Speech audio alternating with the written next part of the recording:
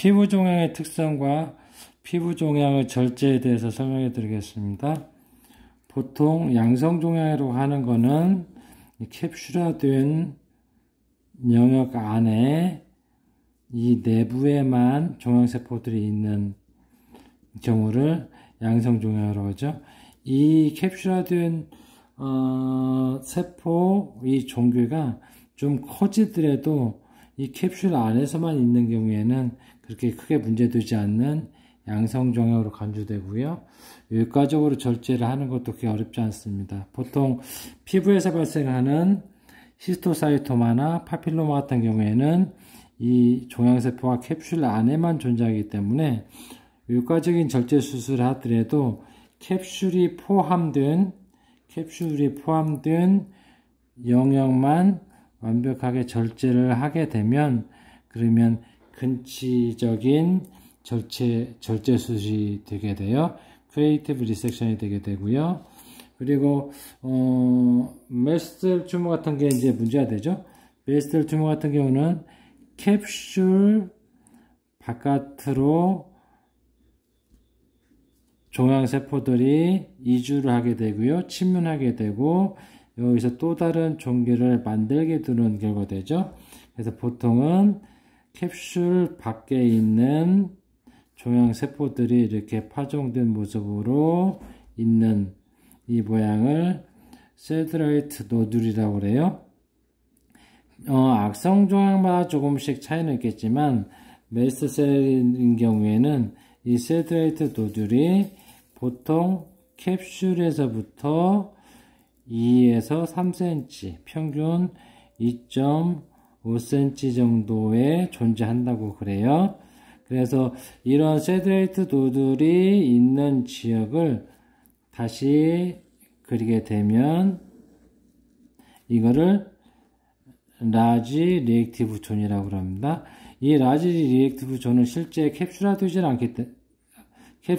않았지만 여기까지는 종양화되어 있는 거예요. 그래서 외과적으로 캡슐화된 부분만 절제하면 절대 안 되고요. 캡슐을 기준 잡아서 바깥으로 평균 2.5cm 정도를 전부 절제를 해야 근치적인 절제 수술이 됩니다. 치료적인 절제 수술이. 그러면 캡슐을 원형을 그려놓고 그 다음에 바깥쪽으로 2에서 2.5cm예요. 3cm까지도 필요할 수도 있고요. 이렇게 점을 찍어 놓은 다음에 이걸 연결하면 이 부분이 라지 리액티브 존인 거예요. 꼭 전체적으로 이렇게 절제가 돼야 돼야만이 재발되지 않습니다. 예를 들어서 부분적으로 이 종기의 캡슐 이 마진에서부터 여기까지만 이렇게 절제됐다고 하면 1.5cm, 2cm 정도 있는데 이 바깥에 세드라이트 노듈이 있다고 하면 수술 후에도 다시 이놈의 종기들이 커져서 재발이 되는 거죠. 그래서 무조건 메스텔 튜머라고 진단이 된 모든 종괴는 종괴의 마진으로부터 이 최소 2cm 이상을 절제하는 것을 원칙으로 해야 됩니다. 이 절제 후에는 항상 종괴를 기준 잡아서요. 위치마다 조금은 틀리겠지만 이 가깝게 절제된 부분이 분명히 있을 거예요. 멀리 절제된 부분은 사실은 이게 중요치 않은데 가깝게 절제된 부분은 조직검사 의료를 할 때 이쪽 가깝게 절제된 부분의 표식, 저 같은 경우에는 맥손이나 서지컬 보통 슈처 머티리얼을 매듭을 해줘요. 매듭을 해주고 그런 경우에는 이렇게 섹션을 해서 리딩을 하게 되면 이 서지컬 마진, 디섹션, 리섹션 마진에 없다라고 나오는 게 당연하겠죠. 근데 좁은 지역이 있는 경우에는 이렇게 이 방향으로 디섹션을 해서 여기에서 이 마진에서 종양세포가 웨스트셀이 존재하는지 존재하지 않는지를 판독해 달라고 의뢰를 해주셔야 돼요.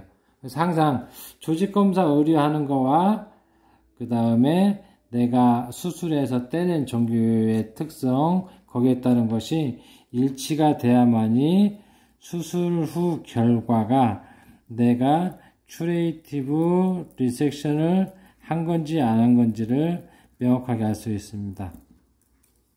그래서 수술해서 절제하는 것도 중요하지만 꼭 조직검사할 때 이렇게 의뢰해달라는 거예요. 그리고 보통은 이제 문제시되는 것이 사지 발달에 있는 메스트셀 튜머나 또는 안면부에 있는 안검 또는 입술 또는 생식기 주변 이렇게 있는 경우가 좀 문제가 돼요. 그거에 대해서는 다음 기회에 혹시 기회가 되면 그 부분에 대해서 다시 말씀드릴 수 있도록 하겠습니다. 감사합니다.